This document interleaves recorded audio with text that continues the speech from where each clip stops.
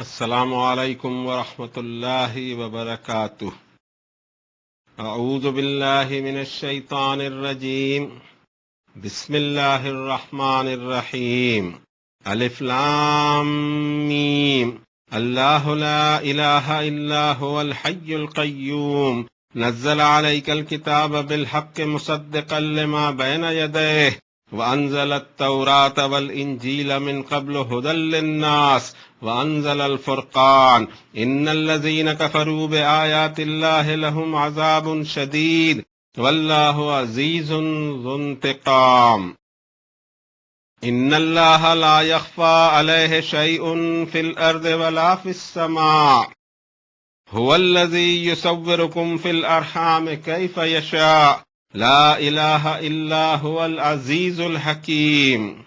هو الذي أنزل عليك الكتاب منه آيات محكمات هن الكتاب وأخر متشابهات فأما الذين في قلوبهم زيغ فيتبعون ما تشابه منه ابتغاء الفتنة وابتغاء تأويله وما يعلم تأويله إلا الله والراسخون في العلم يقولون آمنا به كل من عند ربنا وما يذكر إلا أولو الألباب۔ ربنا لا تزغ قلوبنا بعد إذ هديتنا وهب لنا من لدنك رحمة إنك أنت الوهاب۔ ربنا إنك جامع الناس ليوم لا ريب فيه إن الله لا يخلف الميعاد۔ صدق الله العظيم وصدق رسوله النبي الكريم ونحن على ذلك لمن الشاهدين والشاكرين والحمد لله رب العالمين۔ سورہ آل عمران اللہ کی آخری کتاب، آخری تنزیل، وحی ربانی عرش اعظم سے نازل شدہ، جبریل علیہ السلام جس کو لے کر اترے جناب محمد الرسول اللہ صلی اللہ علیہ وسلم کے قلب اطہر پر اس کی وحی کی گئی، اور اس دنیا نے ان مبارک ہونٹوں سے اس کو سنا اور اس کو لکھا اور اس کو یاد کیا۔ یہ تیسری صورت شریفہ ہم شروع کر رہے ہیں اللہ کے نام سے، اور اس کے استعان اور اس کی مدد چاہیے ہمیں کہ ہم پتہ لگا سکیں کہ ہمارے لیے اس میں کیا میسیجز ہیں، کیا پیغامات ہیں، اور اسی مطابق ہماری سوچ اور ہماری فکر کو ہم ڈھال سکیں، درس حاصل کریں ہم ان آیات بینات سے۔ یہ ایک طویل صورت ہے، سورہ آل عمران کے بعد 200 آیتوں پر مشتمل، اور اس کا پہلا حصہ جس کو ابھی آیت نمبر 1 سے پہلی آیت سے 9 نمبر کی آیت تک 9 آیتوں کی تلاوت کی توفیق اللہ نے اپنے اس گنہگار بندے کو عطا فرمائی۔ اللہ اس کو قبول فرما لیں اور ہمیں اس میں فہم عنایت فرمائیں، اور ان کے جو احکامات ہیں، ڈائریکٹیوز ہیں، اس کو ہم سمجھ کر اپنی زندگی کے پیٹرن کو اور اس کے رخ کو صحیح کریں۔ اس لیے پہلے اس کی ترجمانی کیے دیتے ہیں، حالانکہ ہمیں پتہ ہے کہ کلام ربانی جو عرش اعظم سے نازل ہوا، ہم ایکزیکٹلی اس کو کرسپونڈنٹ نہیں کر سکتے ہمارے اپنے الفاظ میں، پھر بھی ایک کوشش ہے جس میں اللہ کی مدد اور استعان کی ہمیں ضرورت ہے، اور دعا کرتے ہیں کہ وہ اسے قبول بھی فرما لیں۔ اللہ کے نام سے جو بڑا مہربان، انتہائی رحم والا۔ الف لام میم، اللہ نہیں کوئی الہ مگر وہی، آپ اپنی حیات پر ہمیشہ زندہ اور ہمیشہ قائم۔ اسی نے نازل فرمائی اے نبی صلی اللہ علیہ وسلم آپ پر الکتاب، جو حقائق سے بھرپور ہے اور جو کنفرم کرتی ہے اس سچ کو جو اس سے پہلے ہے، اور اسی نے تو نازل فرمائی تورات اور انجیل بھی اس سے پہلے، جو انسانوں کی ہدایت کے لیے، اور اسی نے نازل فرمایا یہ فرقان۔ بے شک جو لوگ اللہ کی آیتوں کا انکار کرتے ہیں ان کے لیے شدید عذاب، اور اللہ غالب ہے انتقام لینے میں۔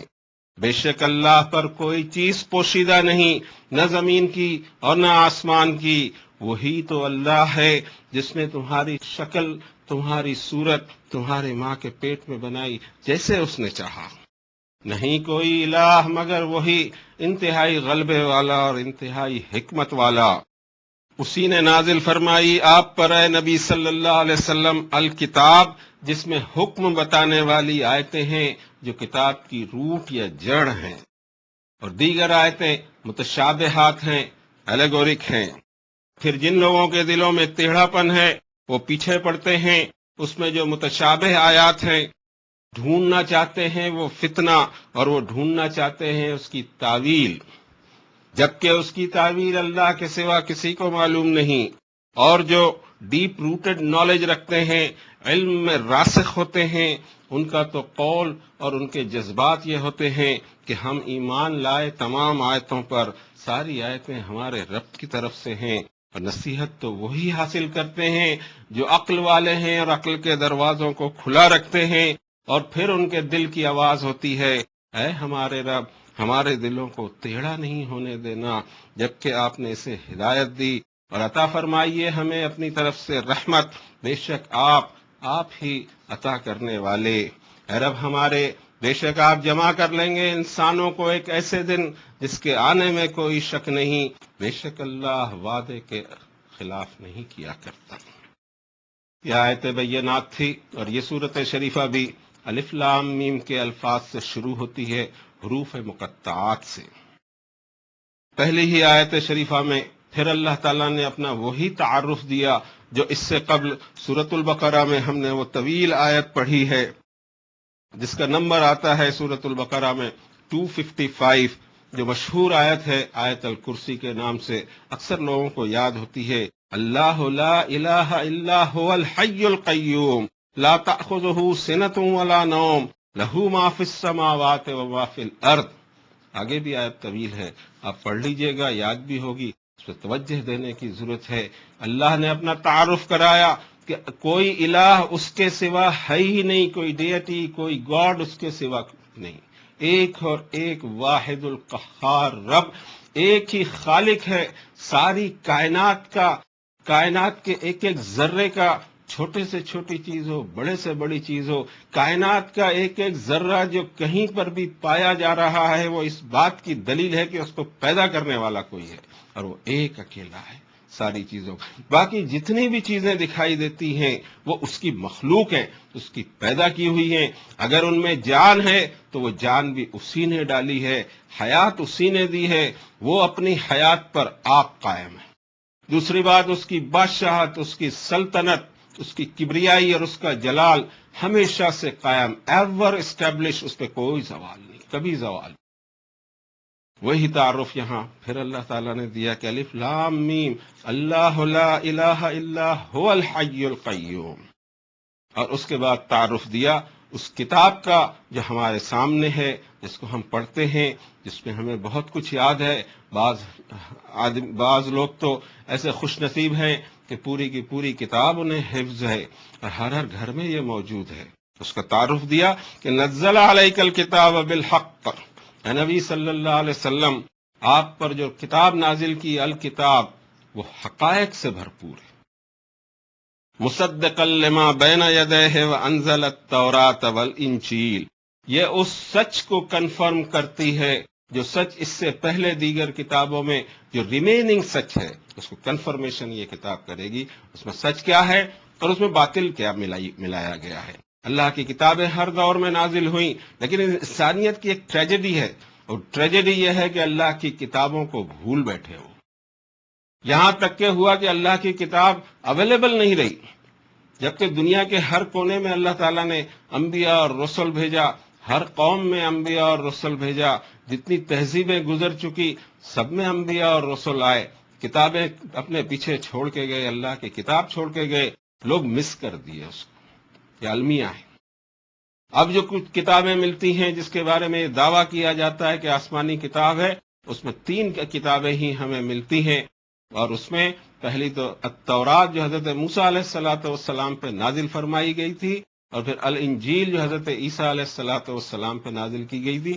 الزبور بھی ہمیں ملتی ہے، جو اس وقت فی الحال تورات شریف کے ہی پارٹ مانا جاتا ہے۔ دا زامس اس کو کہتے ہیں، پی سے اس کی سپیلنگ آتی ہے، پی سائلنٹ ہوا کرتا ہے۔ اور اس کے بعد ایک کتاب جو آخری کتاب ہے اللہ کی، القرآن، اور اس کی خوبی یہ ہے کہ یہ فائنل کتاب ہے، آخری کتاب ہے، اب دنیا سے یہ چھپائی نہیں جا سکے گی۔ دنیا نے موڑ لے لیا ہے اس کتاب کے نازل ہونے کے بعد کہ علم اور تعلیم پھیلے گا، اور اس کے بعد میں پوری دنیا میں یہ نور نبوت اور قرآن شریف کا نور پھیلے گا، اور یہ قیامت تک موجود رہے گی انسانوں کے درمیان۔ اب ہمارے لیے ضروری ہو جاتا ہے، ہمارے لیے نہیں ساری دنیا کے لیے ضروری ہو جاتا ہے کہ اس دنیا کے خالق نے، انسانوں کے مالک نے ان کے لیے کیا پیغام بھیجا ہے۔ یہ صرف مسلمانوں کی ملکیت نہیں ہے، بلکہ یہ ہیومن ہیریٹیج ہے۔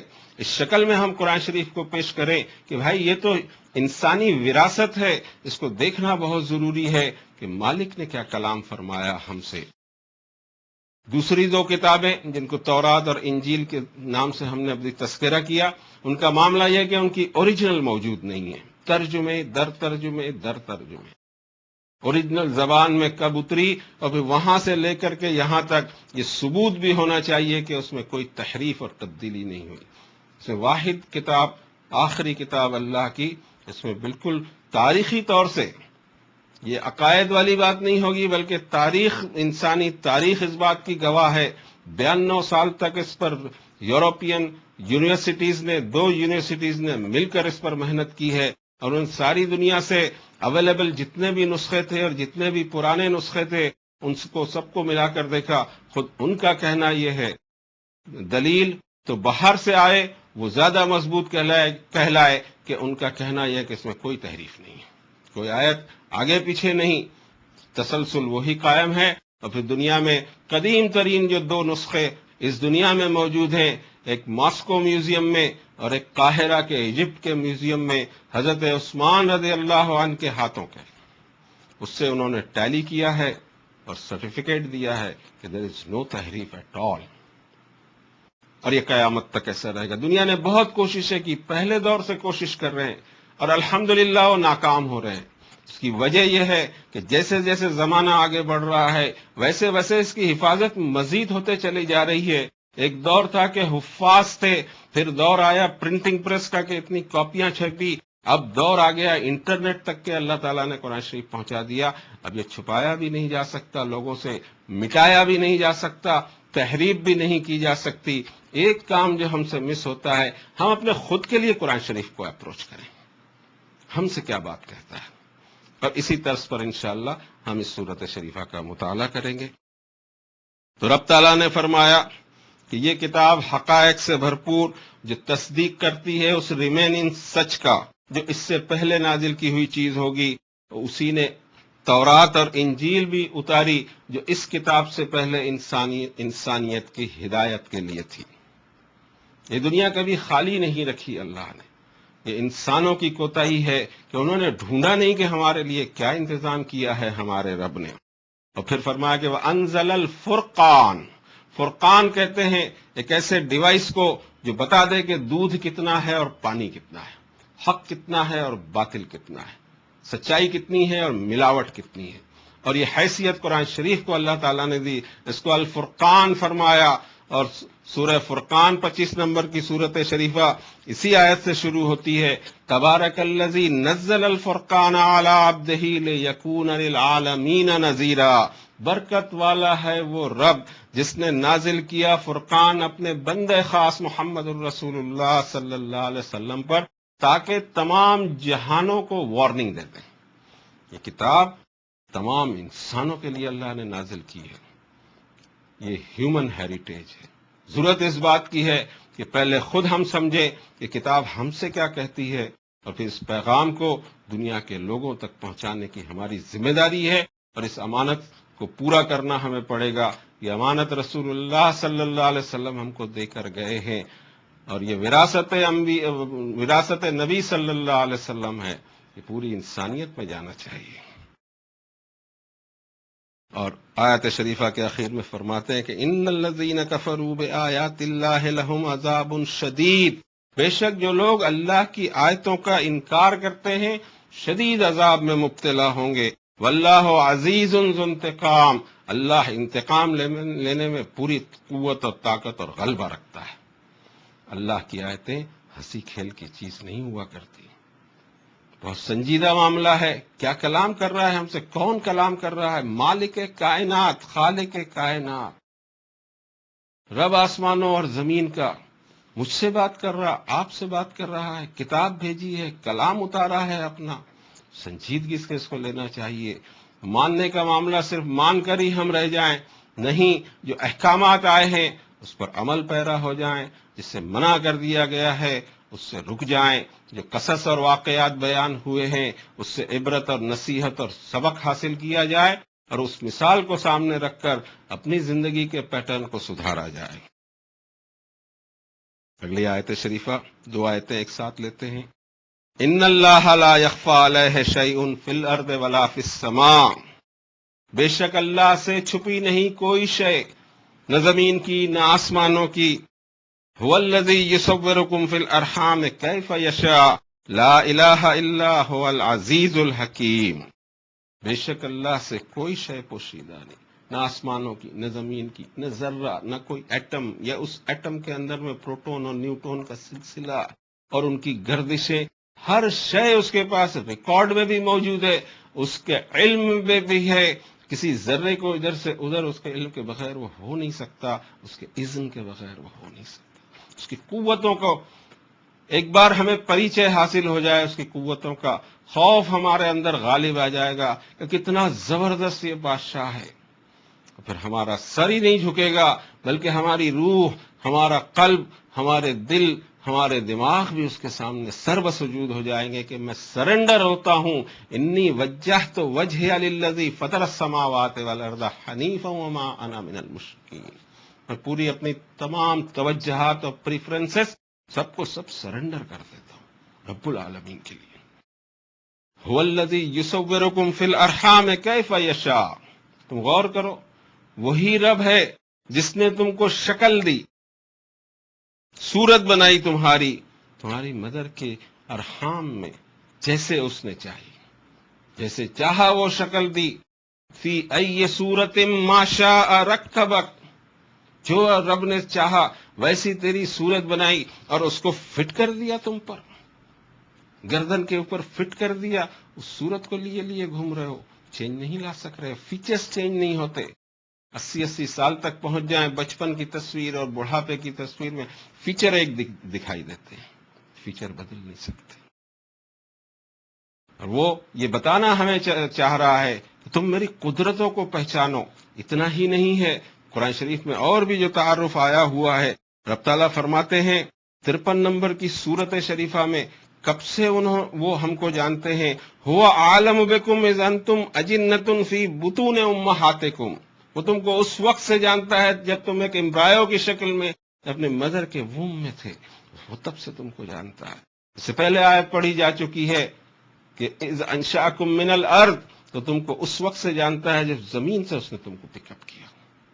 ایسی قدرتوں والا، ایسی طاقتوں والا، ایسے علم والا وہ رب ہمارا کہ جس سے فرار ممکن نہیں. کوئی ایسی محفل نہیں.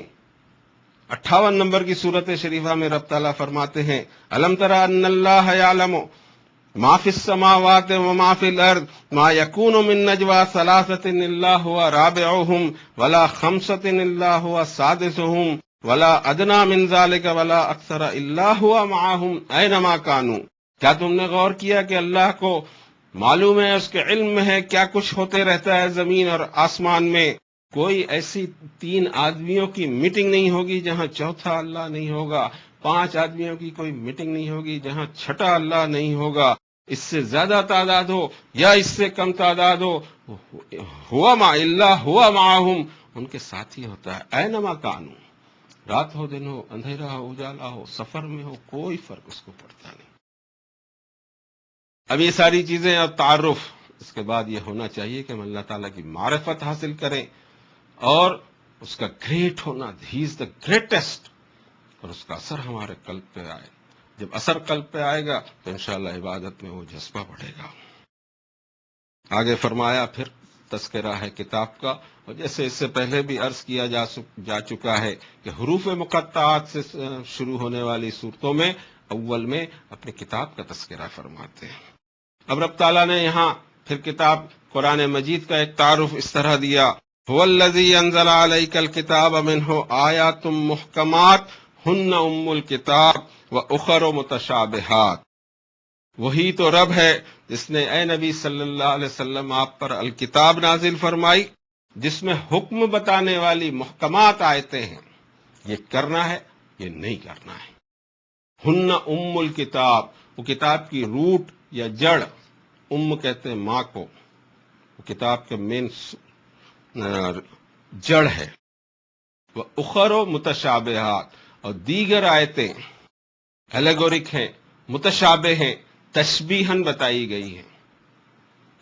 قرآن شریف میں دو قسم کی آیتیں اللہ تعالیٰ نے اتارا، ایک تو محکم آیتیں جو حکم بتائیں، do and do not do, اور دیگر تمثیل ہمیں دی وہ متشابہات آیتیں ہیں۔ جنت کا تذکرہ ہے، جہنم کا تذکرہ ہے، موت کے بعد کا تذکرہ ہے، حشر کا تذکرہ ہے، حساب کا تذکرہ ہے۔ یہ کیسے ہوگا، کب ہوگا، اس کو کوئی پکچرائزیشن کرنے جائے یا اس کا ایگزیکٹ بیان کرنے جائے، نہیں، وہ ایلیگورک ہیں، اس پر ایمان رکھنا ہوگا۔ اسی کو کہتے ہیں ایمان بالغیب۔ یہ نظر جو اللہ تعالیٰ نے ہمیں دی، یہ بصارت جو اللہ تعالیٰ نے ہمیں دی، کیا یہ ساری چیزیں ہم ایک ساتھ دیکھ لیتے ہیں؟ ایک ساتھ تو آسمان کو دیکھنا ممکن نہیں ہوتا۔ آپ کسی کھلے میدان میں بھی کھڑے ہوں اور جہاں تک آپ کی نظر اور آپ کا فیس ہوگا اتنا ہی آسمان آپ کو دکھائی دے گا، پیچھے جو آپ کی آنکھوں کے ہے وہ آسمان پھر نہیں دکھائی دے رہا ہے۔ اور پھر جب رات اور دن کی جو گردش ہوتی ہے تو جس وقت آپ آسمان کو دیکھ رہے ہیں، رات کے وقت وہ آسمان آپ کے نیچے ہو جاتا ہے، وہ حصہ نیچے ہو جاتا ہے۔ تو اس آنکھ کی، اس سائٹ کی، اس بصارت کی لمٹ ہے، آدمی اپنی لمٹ کو پہچانے۔ اور تمثیلاً اور تشبیہاً جو بات اس نے ہمیں بتائی ہے اس پر ایمان رکھنا ہے۔ اب فرمایا کہ فَأَمَّا الَّذِينَ فِي قُلُوبِهِمْ زَيْغٌ فَيَتَّبِعُونَ مَا تَشَابَهَ مِنْهُ ابْتِغَاءَ الْفِتْنَةِ وَابْتِغَاءَ تَأْوِيلِهِ، مگر وہ لوگ جن کے دلوں میں ٹیڑھا پن کجی ہے، وہ جو متشابہات ہیں اس کے پیچھے پڑتے ہیں اور ان کے ہاتھ آتا ہے فتنہ، اور وہ چاہتے ہیں کہ تعویل کریں اس کی، جس کو کسی نے دیکھا نہیں اس کی تعویل کیسے کی جا سکتی ہے؟ اس کو تو ایمان رکھنا ہوگا، بیان پہ ایمان رکھنا ہوگا۔ وما يعلم تأويله الا اللہ، اس کی میتھڈولوجی، اس کی تعویل اللہ کے سوا کسی کو معلوم نہیں۔ والراسخون فی العلم، اور جو علم میں، نالج میں راسخ اور ڈیپ روٹڈ ہوتے ہیں، ان کے تو جذبات یہ ہوتے ہیں کہ یقولون آمنا بہ، ہم ایمان لاتے ہیں اس پر، کل من عند ربنا، ساری آیتیں ہمارے رب کی طرف سے ہیں۔ وما یذکر الا اولو الالباب، نصیحت تو وہ حاصل کرتے ہیں جو گہری عقل والے یا عقل کے دروازے کھلے رکھنے والے، اور جن میں دو صفتیں اور جو آگے بیان فرمائی دو آیتوں میں، وہ صفت ان میں ہو، ان کے لیے ہدایت ہی ہدایت ہے۔ اب ہم بھی اپنے آپ کو ریسٹرکٹ کرتے چلیں گے کہ جن آیتوں میں اللہ تعالیٰ نے متشابہ مضمون بیان کیے ہیں، ایلیگورک جو تمثیلیں دی ہیں، اس کی تفصیل میں ہم نہیں جائیں گے۔ ہم کو جو حکم دیا گیا ہے اس پر ہم متوجہ ہوں گے، اور ہمیں جن چیزوں سے منع کر دیا گیا ہے اس سے ہم رکے رہیں گے۔ اس طریقے سے انشاءاللہ ہم آگے بڑھیں گے کہ ہم سے کیا بات کہی جا رہی ہے۔ اب جو پوری کتاب اور والیوم ہمارے سامنے ہے، دو قسم کی آیات ہیں، حکم بتانے والی اور متشابہات۔ متشابہات کے پیچھے پڑنا یا اس کی تعویل اور یا اس کی گہرائی میں جانا، جبکہ اللہ تعالیٰ فرماتے ہیں کہ اس کی تعویل اللہ کے سوا کسی کو معلوم نہیں۔ جو بیان فرما دیا سو بیان فرما دیا، اس پہ ایمان رکھے۔ وما یذکر الا اولو الالباب، ان آیتوں سے، اس وحی سے، اس تنزیل سے نصیحت تو وہی حاصل کرے جو گہری عقل اور گہرا شعور رکھتے ہوں، اور پھر ان کے جذبات یہ ہوں گے، ربنا لا تزغ قلوبنا بعد اذ ہدیتنا وہب لنا من لدنک رحمہ انک انت الوہاب۔ ان کی دعا، ان کی دل سے آواز نکلے گی، اے ہمارے رب، ہمارے دلوں کو ٹیڑھا نہ ہونے دیجیے گا۔ انہیں ہمیشہ یہ فکر ہو کہ ان کی سمت صحیح جا رہی ہو، اہدنا الصراط المستقیم بار بار وہ پڑھتے ہوں، اور بار بار ان کو یہ احساس ہو کہ جو زندگی کی ہمارے ہوائی جہاز کی ایک مثال دی جا سکتی ہے کہ زندگی کا سفر جس طرح ہو رہا ہے، کاکپٹ پہ انسان بیٹھا ہوا ہے، اس کو پتہ نہیں کہ اس کی رفتار کیا ہے، زمین سے اس کی دوری کیا ہے، فضا میں کتنی اونچائی سے وہ تیر رہا ہے، پیر رہا ہے، اڑ رہا ہے، اس کے پاس ایندھن کتنا ہے، اندر کا ٹیمپریچر کتنا ہے، باہر کا ٹیمپریچر کتنا ہے، کیا کیا ضرورتیں ہیں، کتنا لوڈڈ ہے، کتنا نہیں ہے، وزن کتنا کیری کر رہا ہے، یہ اسے کچھ بھی نہیں معلوم ہوتا۔ ایک جہاز کے پائلٹ کو کچھ بھی نہیں معلوم ہوتا، اس کے سامنے میٹر لگے ہوتے ہیں سارے، اور میٹر کو وہ چیک کرتے رہتا ہے۔ ایک تمثیل چھوٹی سی دینے کی کوشش کی کہ اس طرف ہماری توجہ ہو، اہدنا الصراط المستقیم، اور اس کے ساتھ ساتھ یہ بھی ہو کہ صراط الذین انعمت علیہم، راستہ ان کا جن پر آپ نے انعام کیا، غیر المغضوب علیہم ولا الضالین۔ یہ تو ہم کو سکھایا سورہ فاتحہ میں، اور یہاں یہ بتایا جا رہا ہے کہ جذبہ یہ ہونا چاہیے، اے رب ہمارے دلوں کو ٹیڑھا نہیں ہونے دینا، اور عطا فرمائیے ہمیں اپنی طرف سے رحمت، بے شک آپ ہی عطا کرنے والے۔ ربنا انک جامع الناس لیوم لا ریب فیہ ان اللہ لا یخلف المیعاد۔ ان کو یہ یقین ہو، ان کے دل کے جذبات ہوں کہ ایک دن رب کے سامنے ساری انسانیت کو کھڑے ہونا ہے۔ وہ مالک یوم الدین ہے، وہ انصاف کا دن جب قائم ہوگا، اس انصاف کے دن میں بھی کٹہرے میں کھڑا کیا جاؤں گا۔ میرا ہر عمل، میرا ہر قول، میرا ہر فعل، میرے ہر جذبے کے بارے میں مجھ سے سوال ہونا ہے، اور انصاف ہونا ہے۔ میں نے اس دنیا میں کس طرح زندگی گزاری، اتنی مخلوق تھی جن کے ساتھ میں جیتا تھا، میری زندگی گزر رہی تھی، ان مخلوق کے مجھ پہ حقوق کیا تھے؟ اتنے سارے میرے رشتہ دار تھے، اتنے سارے میرے پڑوسی تھے، ان کے حقوق مجھ پر کیا نکلتے تھے، اس کا پیمنٹ ہوا کہ نہیں؟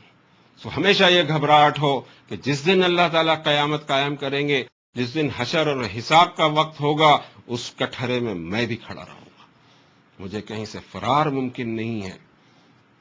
اور اب جو یہ پوری لسٹ آئی ہوئی ہے، پوری وحی، پوری کتاب، اس کی ایک ایک آئٹم کو میں چیک کروں کہ کون سی آئٹم میرے عمل اور کردار میں نہیں ہے، اس کو شمار کروں۔ جن چیزوں سے اس میں روکا گیا ہے اور وہ اگر مجھ میں موجود ہے تو سب سے پہلے اس کو مجھے ڈیلیٹ کرنا ہوگا، اپنے خیالات سے بھی، اپنے جذبات سے بھی، اپنے قول سے بھی، اپنے فعل سے بھی۔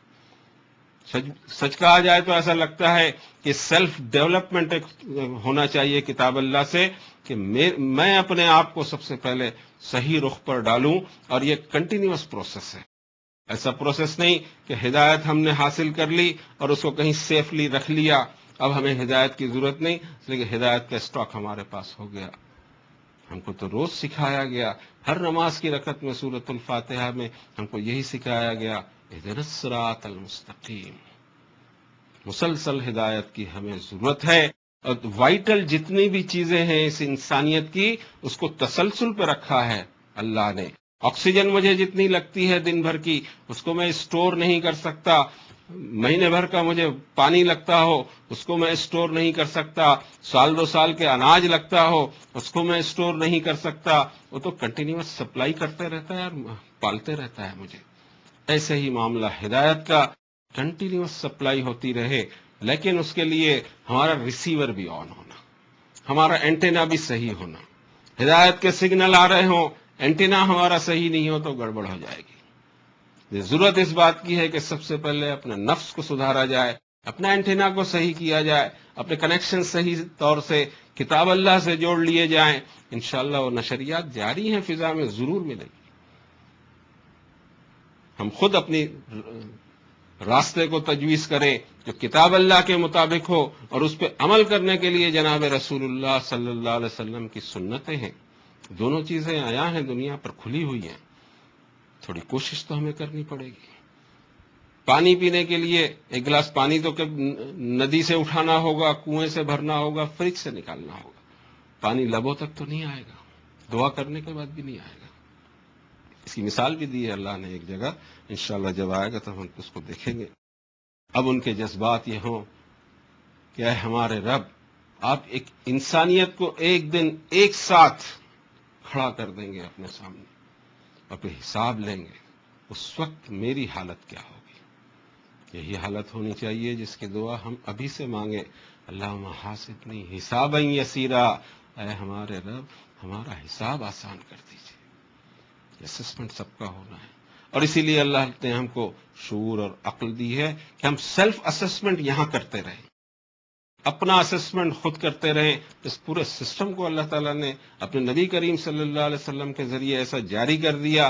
ایک مہینہ پورا رمضان کا جاتا ہے جس کو احتساب کا ہی مہینہ کہا جا سکتا ہے، کہ آدمی اس وقت سیلف اسسمنٹ کرے کہ اس کے بقیہ 11 مہینے کس طرح گئے، اور آگے جو 11 مہینے جانے والے ہیں اس کی پلاننگ کرے، ان چیزوں سے بچے جس کے بارے میں کتاب اللہ میں منع کر دیا گیا، اور ان چیزوں کو اپنے عمل اور کردار اور گفتار کے اندر میں ڈالے جس کا حکم اللہ تعالیٰ نے دیا. اسی پر آج کی بات کو پوری کرتے ہیں، اور یہی دعا ہم اپنے رب سے پھر مانگتے ہیں. ربنا لا تزغ قلوبنا بعد إذ هديتنا وهب لنا من لدنك رحمة إنك أنت الوهاب.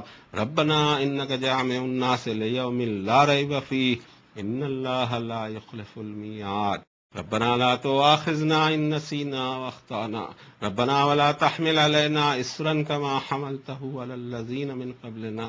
ربنا ولا تحملنا ما لا طاقة لنا به واعف عنا واغفر لنا وارحمنا أنت مولانا فانصرنا على القوم الكافرين.